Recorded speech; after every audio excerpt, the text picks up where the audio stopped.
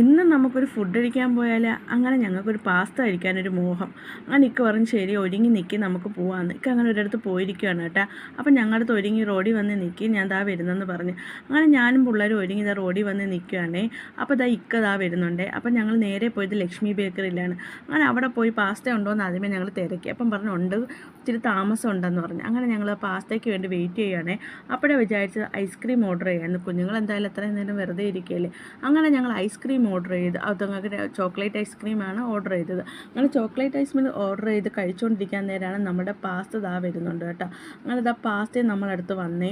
അങ്ങനെ പാസ്ത കഴിക്കാൻ എല്ലാവരും റെഡി ആയിട്ടിരിക്കുകയാണ്. അങ്ങനെ ഞങ്ങൾ പാസ്ത കഴിക്കാൻ റെഡിയായിട്ട് എല്ലാവരും എടുത്ത് വെച്ച് പാസ്ത അങ്ങോട്ട് കഴിച്ചപ്പോഴത്തേക്കാണ് ആർക്കും ഇഷ്ടപ്പെട്ടില്ല.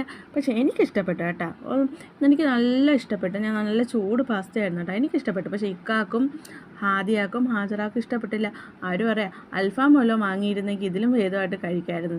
ഇക്കാക്ക് പിന്നെ ഇങ്ങനെയുള്ള സാധനങ്ങളൊന്നും ഇഷ്ടമല്ല. അതിനകത്ത് കുറേ വെജിറ്റേറിയൻ കാര്യങ്ങളൊക്കെ കിടക്കുന്നതുകൊണ്ട് ഹാജറാക്ക് ഒട്ടും ഇഷ്ടപ്പെട്ടില്ല. അതിൽ ചിക്കൻ മാത്രമാണ് ഹാജറ പറക്കി കഴിച്ചത്. ആശിമൊക്കെ പിന്നെ കുറേ കമൻറ്റും കാര്യങ്ങൾ പറഞ്ഞു, നീ ഇതിനും വേണ്ടി എന്ത് പാവോടി ഞാൻ നിന്നോട് ചെയ്തതെന്നൊക്കെ ചോദിക്കുന്നത്. എൻ്റെ ചിലവായിരുന്നു കേട്ടോ. അതുകൊണ്ട് പിന്നെ ഞാൻ പറഞ്ഞ് കഴിക്കുമെന്ന് പറഞ്ഞു. അന്നേരം ഇക്ക പറഞ്ഞു എനിക്ക് വേണ്ട, നിനക്ക് ഇട്ടുതരാമെന്ന് പറഞ്ഞ് ഇക്കയുടെ പങ്ക് ഞാൻ കഴിച്ചേട്ടാ. എനിക്കിഷ്ടപ്പെട്ടു. അപ്പോൾ അതിൻ്റെ ക്ഷീണം മാറ്റാൻ വേണ്ടി ഇക്ക പറഞ്ഞ ഒരു കാര്യം ചെയ്യും, പിള്ളേരെയും കൊണ്ട് നമുക്ക് വി പാർക്കിലോട്ട് പോകാമെന്ന് പറഞ്ഞു. അങ്ങനെ ഞങ്ങൾ നേരെ വി പാർക്കിൽ വന്നേ. വി പാർക്കിൽ വന്നപ്പോൾ നല്ല തിരക്കും കാര്യങ്ങളൊക്കെ ഉണ്ടായിരുന്നു കേട്ടോ. അവിടെ കളിക്കുകയും എടുക്കുകയും ചെസ്സ് കളി ഉണ്ടായിരുന്നു. ഇവിടെ വന്നപ്പോൾ ചെസ്സ് കളി ഉണ്ടായിരുന്നു.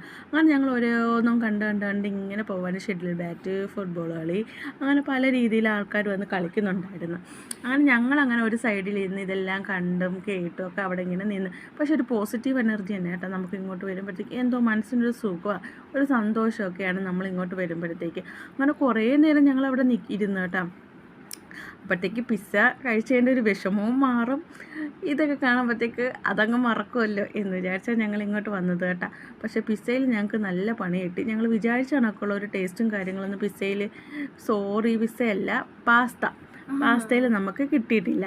പക്ഷേ എനിക്കിഷ്ടപ്പെട്ടു കേട്ടോ.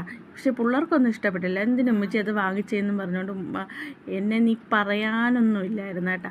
ഞാൻ പറഞ്ഞ സാരമില്ല. ആ നിക്കായി എന്താ ഹാജോ അവിടെ കിടന്ന് ഓടിക്കളിക്കുന്നുണ്ടേ. എന്തോ ഒരു എനർജി തന്നെ നമുക്ക് അവിടെ നിന്ന് കിട്ടും. അങ്ങനെ ഇതെല്ലാം കഴിഞ്ഞ് ഞങ്ങളിതാ തിരിച്ചു പോവുകയാണ്. അപ്പോൾ ഇത്രയുള്ള വീഡിയോ. ബായ്.